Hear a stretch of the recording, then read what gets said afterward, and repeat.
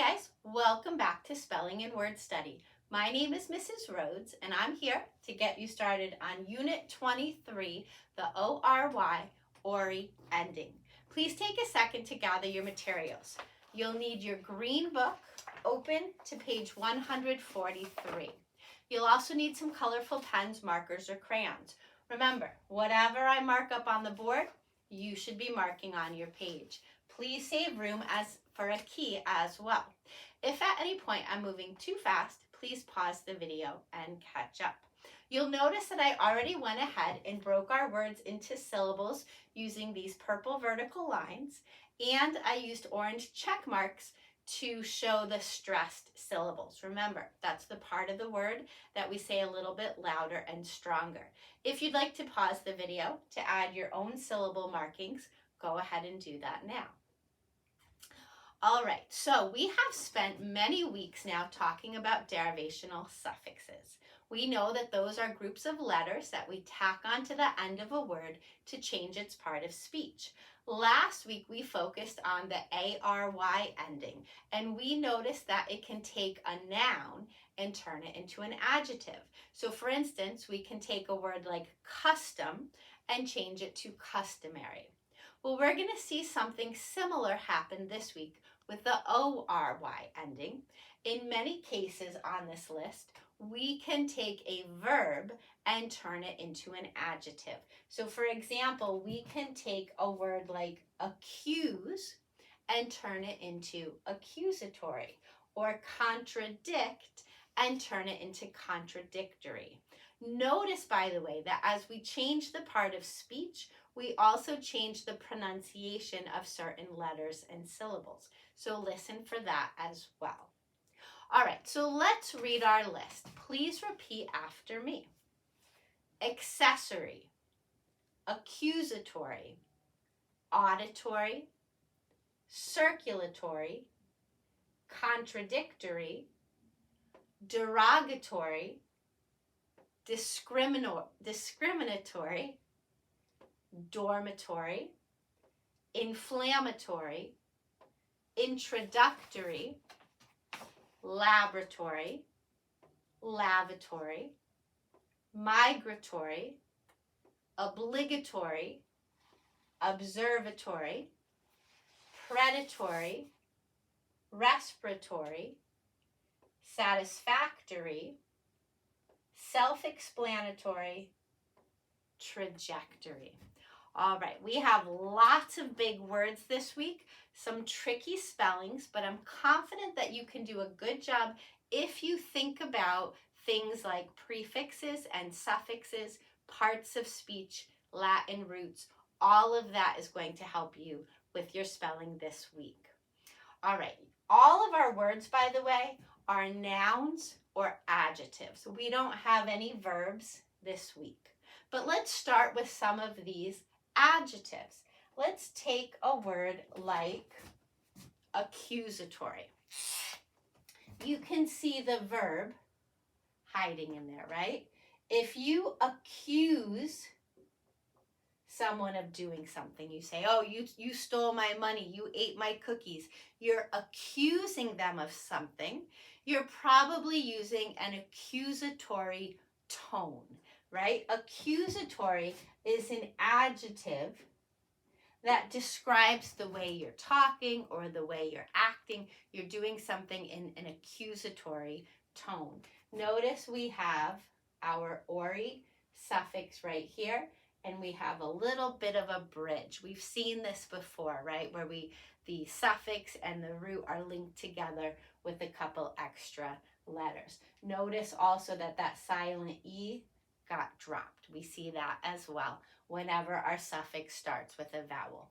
So accuse becomes accusatory. Now look at the word circulatory. If you study the human body, you'll learn that we have a circulatory system. Our heart, our lungs, our arteries and veins, all of our blood vessels, they are all part of our circulatory system. Their job is to circulate blood throughout our body. So here's our verb, circulate, which means to move around. in some sort of a circuit or path, and we can change it to an adjective by adding the suffix ORY. So circulate becomes circulatory. Contradict is a verb, right? If I contradict someone, I tell them they're wrong. So if they say it's a beautiful day outside, I say no, it's rainy, it's gray.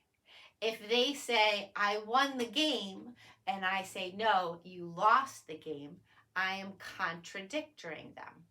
I am contradicting them, right? If somebody is contradictory or they show you contradictory information, they are showing you information that disproves what you just said or just read. Okay, so contradictory is an adjective. So if my son says, Mom, I got 100 on my math test, but then I look on the computer and the teacher says that his score was 75, well, that's contradictory information. That contradicts what he just said. So again, we have our verb, contradict, and we add ORY. Discriminatory. If you discriminate against people, you tell certain people that they can't have the same rights or they can't do the same things because of their age or their race or their religious beliefs or their gender, right? So when you discriminate, that's a verb. But when you do something discriminatory, that's an adjective, right? So if my school said, all right, from now on, girls are not allowed to take gym class, that would be a discriminatory policy, right? Because it would discriminate against girls. If they said from now on boys cannot take cooking classes, that would be a discriminatory practice. Okay, inflammatory. So there's a verb hiding in here as well, and it is inflame. Okay, this is a word that describes things that happen in our body. Some people have diseases or illnesses.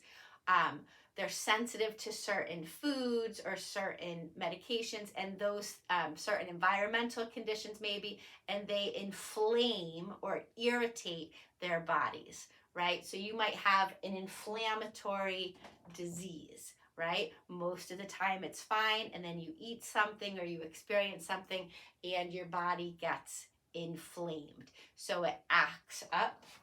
So inflammatory is an adjective, right? We use this word to describe diseases or illnesses. So if something's inflammatory, it acts up. Okay? Sometimes people make inflammatory comments. They say something really rude or shocking that inflames other people. It causes other people to get worked up. Okay? Introductory. There's another adjective. What's the verb hiding in there? Introduce, right? So, when you go to college, if you go to college, you might want to learn about something you've never learned about before. Maybe you want to take Japanese. Maybe you want to learn about art history, okay? If you have no background in that subject, you will probably want to start with an introductory course. If something is introductory, it introduces you to a topic. It starts with the basics, okay? Notice we go from introduce to introductory. Our E gets dropped. Our soft C becomes a hard C. And then we use that T to bridge our base word with our with our suffix. Okay. Migratory is another adjective. What verb is hiding in there? Migrate, right? Certain species of birds, whales, and other animals migrate. They spend part of the year in one area and then they move to another area looking for food or warmer temperatures, a place to lay their eggs, whatever it is, they migrate from place to place, and therefore they are migratory animals. Obligatory is also an adjective. If you feel obligated to do something, you feel like you should do it, like you're responsible for it, right? So if you obligate someone to do something, it becomes obligatory, right? So what are some examples? I mean, it is obligatory for parents to take care of their children. They are obligated, right? If you are going to a concert and they don't charge for the tickets, but they ask for a donation, well, that might feel obligatory. You feel like, well, I'm obligated to donate something since they're putting on this show for me, okay? So if something's obligatory, it's necessary. Predatory is also an adjective. Certain animals are predatory, right? They prey on other animals. There's actually a verb, predate, which we don't use, but that's where predator comes from, right? A predator is an animal that predates or preys on other animals. So predatory animals are animals that eat or hunt for other animals. Okay, so hawks are predatory, falcons are predatory, lions are predatory. Respiratory is also an adjective. There's a verb hiding in there as well. Do you see the word respire? To respire means to breathe, right? If you learn how to do CPR, you check the pulse, you put your ear over the person's mouth, and you're looking for respirations. You're looking for breaths, right? So anything that is respiratory has to do with breathing. So people who have asthma have respiratory problems. They need to take an inhaler to help them respire or breathe. Okay, so once again, there's our verb, respire, our adjective, respiratory, and we've got some extra letters bridging those together. If something is satisfactory, that means it satisfies you. It's okay, right? So satisfy becomes satisfactory. Again, extra letters bridging our verb with our suffix. If something is self-explanatory, it explains itself. For some reason, when we change explain to explanatory, we get rid of that I. Okay? But some like video games or websites or computer programs are self-explanatory. You don't need anyone to tell you how to operate them or use them. They just explain themselves. They are self-explanatory. All right, so all of these words are adjectives. So they all end with ORY, and they are verbs that turned into adjectives, okay? So most of our words this week are adjectives that started as a verb. We have a few adjectives on here that don't start as a verb. And that's probably because they start as a Latin root that's just not part of our, it hasn't been used in our language. So for instance, auditory is an adjective.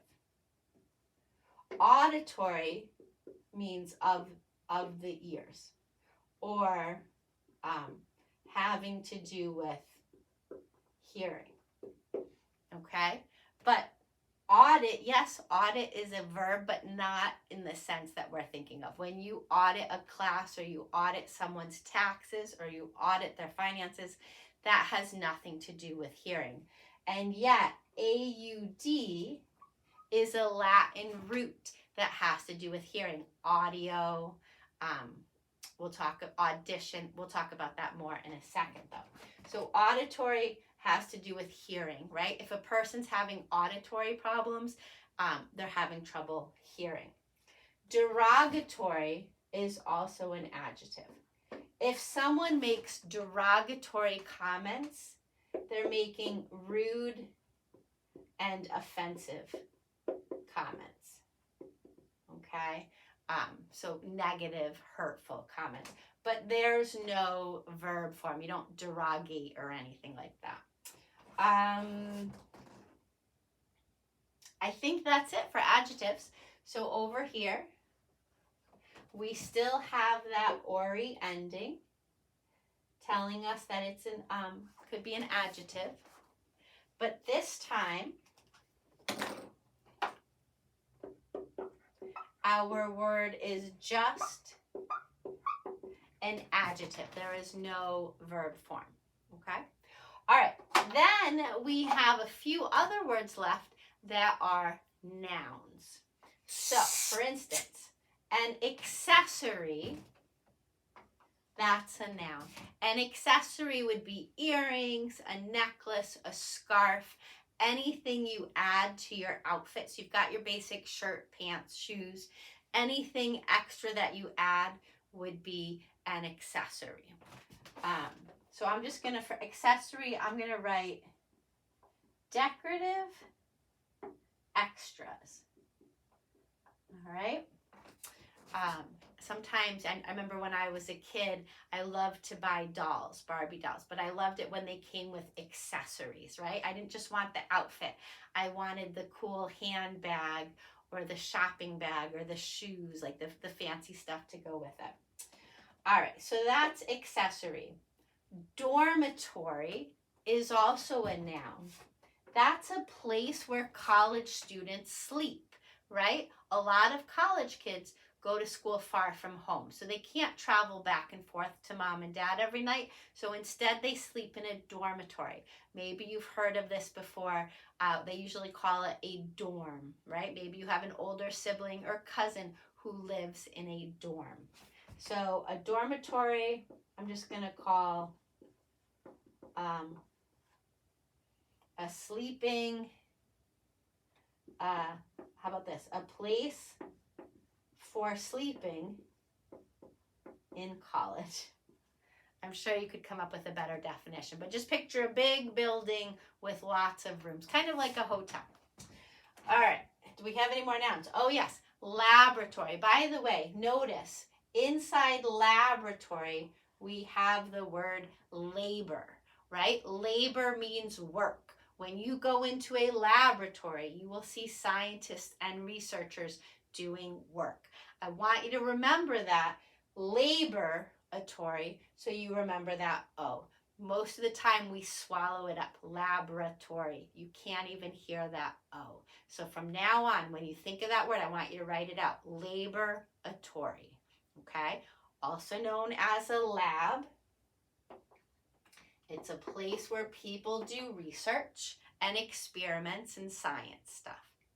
Lavatory is a fancy word for a bathroom, okay? So when you're in school, you might ask your teacher, you might raise your hand, may I use the lavatory? That means I need to go use the toilet, I need to wash my hands, that sort of thing. Observatory is also a noun. It is a place where we go to observe things, right? Maybe you go to Boston and you go up to the top of the John Hancock building so you can observe everything down below. Maybe you go to Chicago or New York City. Any of your big cities is going to have an observatory, a place up high where you can look down and observe all the cars and the people down below. Okay, notice a lot of these nouns that end with ORY are places. Dormitory, place where college kids sleep. Laboratory, place where scientists do research. Laboratory, a place where people use the toilet and wash their hands. Observatory, a place where people observe stuff. And then one more, trajectory. That is a noun, but it's not a place. A trajectory is the path that something takes as it shoots through the air. So when my sons were little, they had these stomp rockets. They were these foam, I think they were foam rockets, and they would step on something and it would shoot the rocket in the air, and we would watch its trajectory. Would it go really high and then down, or would it go like this? All the different paths that it takes through the air are known as its trajectories. So a trajectory, we're just going to say path through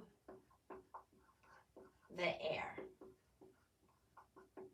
Okay, so anything in green is a noun.